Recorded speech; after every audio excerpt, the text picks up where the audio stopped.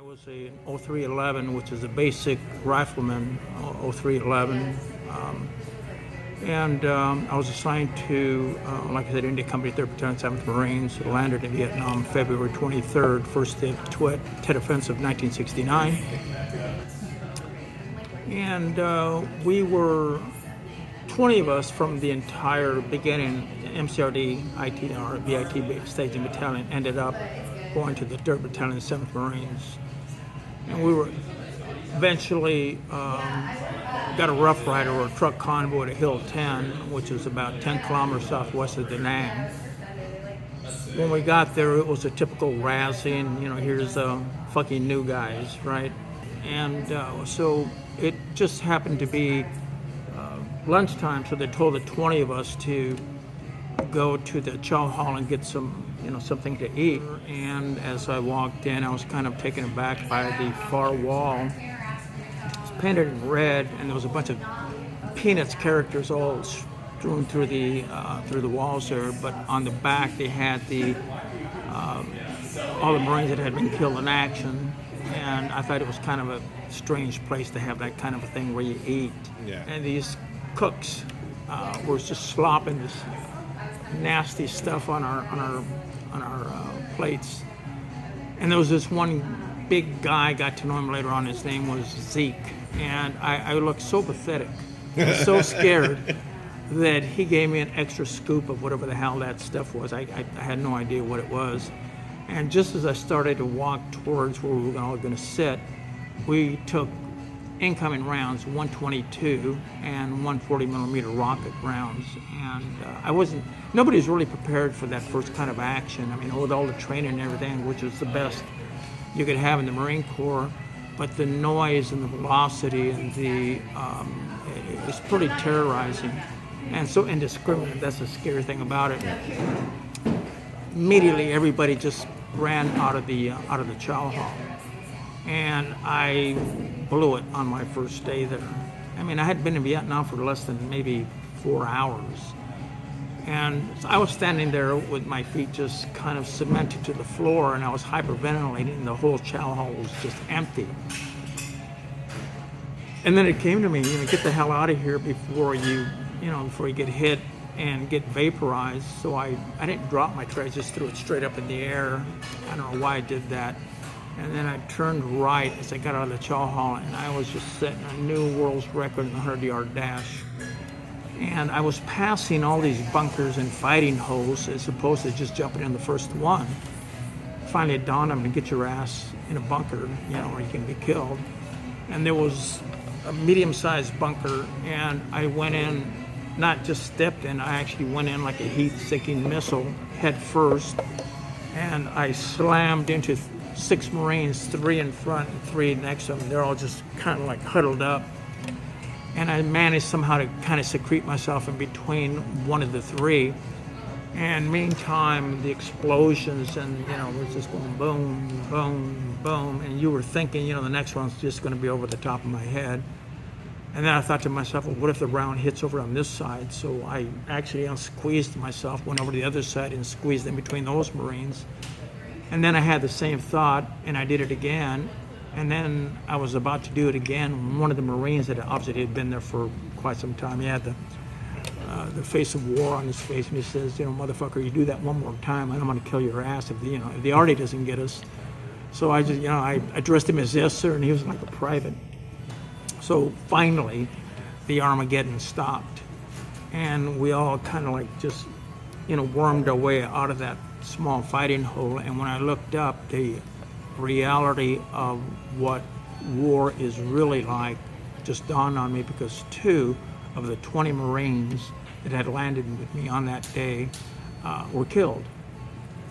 Evidently, they found out later on that they had, because of where the wounds were, they actually stood up out of their 2-man fighting hole, and one of the privates got his head completely blown off, and it was just a stem, and the other one had like daylight blowing through the center of him. And there was no triage or anything. They were just, a mule came by and picked them up, a little utility vehicle.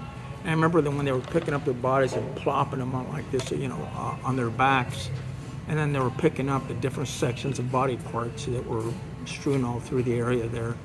And then they just trucked him over to, I guess, the morgue.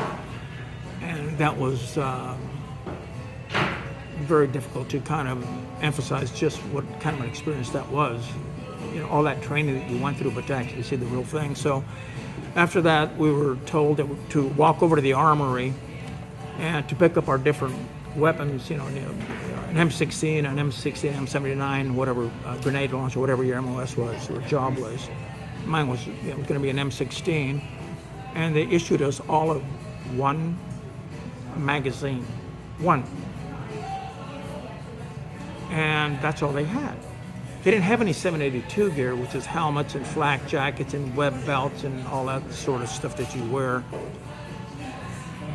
And I remember this corporal that was working supply there says, Anna, we'll fix you right up. And then here comes this utility vehicle, a mule, with a stack of whatever the hell was on it. And when it finally got close to us, he kicked it over, and what it was 782 gears, helmets and flak jackets of Marines that had just been killed and wounded. And we looked at this heap, and he says, just go over there and grab whatever you need and just walk over to the faucet, everything, clean it out. And we just were all stunned, 18 of us then. Yeah. And then we kind of like collected ourselves and ran towards it and fought over the ones that had the least bit of hair, blood, and tissue on it.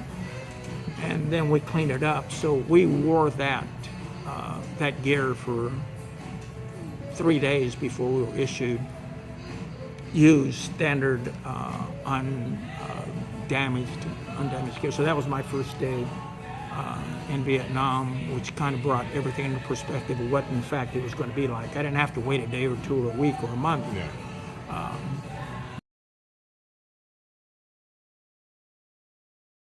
Well, you know, as a Marine Rifleman, you're working at a rifle company, a line company, and you're supposed to have 200 Marines in a company. We never had over 110 because of the casualties.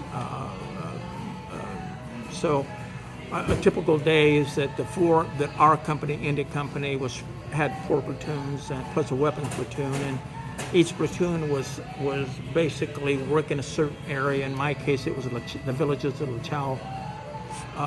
Lachau 1, 2, 3, 4, 5, and all the villages the clumps have the same name, so we would give them a numerical number of which one we were talking about. So a daytime would be get up, maybe get some chow, and then you go on day patrol, and you would walk through the different villages looking for supplies, obviously looking for the enemy, or hoping not to step on a booby trap. And there was nothing else, nowhere to go. Where we were, it was completely desolate. There was nothing but rice paddies and villages, no paved roads, no Chuck E. Cheese, no Whiskey A Go-Go. It was just truly like 2,000 years ago. It was just absolutely amazing. We lived in what they call strong-back tents, and they housed, I think it was something like maybe 20 guys or 16 guys, 6 bunks or 7 or 8 bunks on each side. And when we didn't go out at night, that was our living quarters. Okay, and sometimes just spend the night in the jungle? Well, if you go on mini ops, mini ops depending on what area AO or area operation we're going to work. A lot of times it was, along the villages and rice paddies of known areas through intelligence where the 141st, the 31st, or the 382nd MVA, battalions are working, including the VC. Yeah. And predicated on that information, that's the areas that we worked on. Then when you went on operations, in particular, the one we went on that I recall is Operation Oklahoma Hills, that went from March the 30th to May the 29th. And we started on the 30th. We left the hill at 2000 hours, 8 o'clock. And our entire battalion just went southbound, past Mike Tower and Hill 41. And then by daylight, we went to the foothills of the Jungle Mountains. And it was an experience that, that particular operation was 61 days. and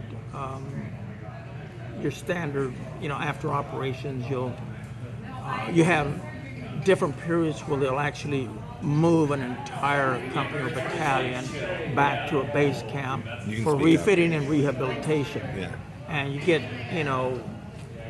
because you're wearing the same clothes, not a lot of showering, not a lot of brushing teeth, and you eat out of ration, little cans that actually, some of them just go back as far as the Korean War. You slept on the dirt. There were over 37 different poisonous snakes there. There were tigers there.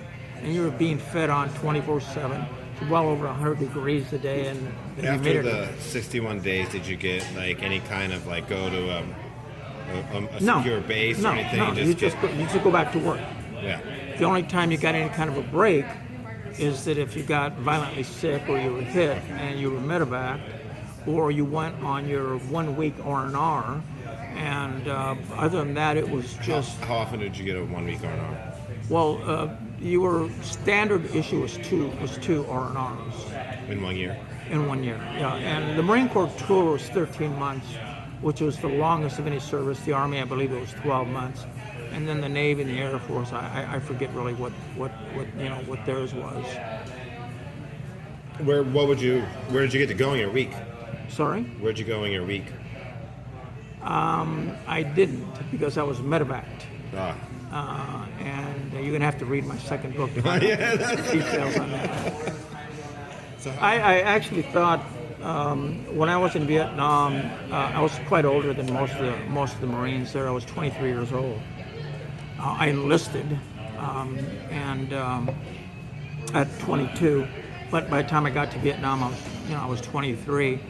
And my first month in country, I was promoted to fire team leader, and which is really pretty unusual because the three guys in my fire team had all been there much longer than I had been. One had been there for 6 months, one hadn't been there for 9 months. So I just thought that it was my calling, and I when I say I enjoyed what I enjoyed was a camaraderie, a special sort of camaraderie, the tradition of the Marine Corps, and I was going to make basically that's.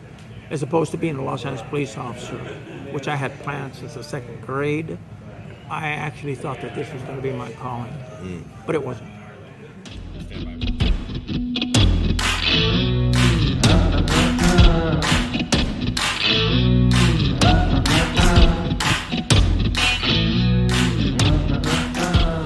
No matter what the supporting arms, the basic element in our success was the individual fighting man. With his calm confidence, his understanding of our mission in Vietnam, and his ability to adapt to the fast-moving circumstances of combat. Staff Sergeant Ken Sanders caught this on his tape recorder as acting platoon leader Staff Sergeant Jimmy Little briefed him on a company-sized patrol mission led by Captain Robert Larson. Here's Sergeant Little. To start with, we moved down in column, platoon in column, down across the river to Highway 9. Once we reach Highway 9, we will make a left, go down 9 about 700 meters to a trail that cuts up in a canopy where the 3rd Platoon had made contact yesterday. From there, we will use this trail, working out the trail on around, hoping to come back up on the top of the ridge line at about 1,500 meters from here. From here, we'll conduct a sweep through the area where the heaviest contact was made yesterday to clear out any possible VC that are in there and to search for bodies and weapons. From there, we'll work on down the ridge line, reach Highway 9 to our right, and then come back into the base camp. We have begun movement down the trail. We encountered the Viet Cong on a few minutes ago. There is a good possibility that the North Vietnamese communists have set an ambush for us. We'll find out if there's an ambush in that area, perhaps very soon.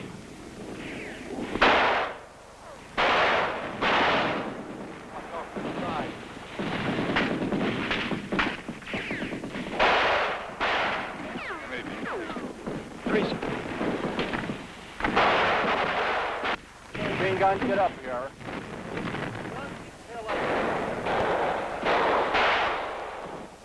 This is 2, over. This is 2, we spotted 3 VC. They fired, we returned fire, dropped in a couple of M79s and advanced down the trail by fire. However, now we came into another complex of closed. We're checking them out right now, over.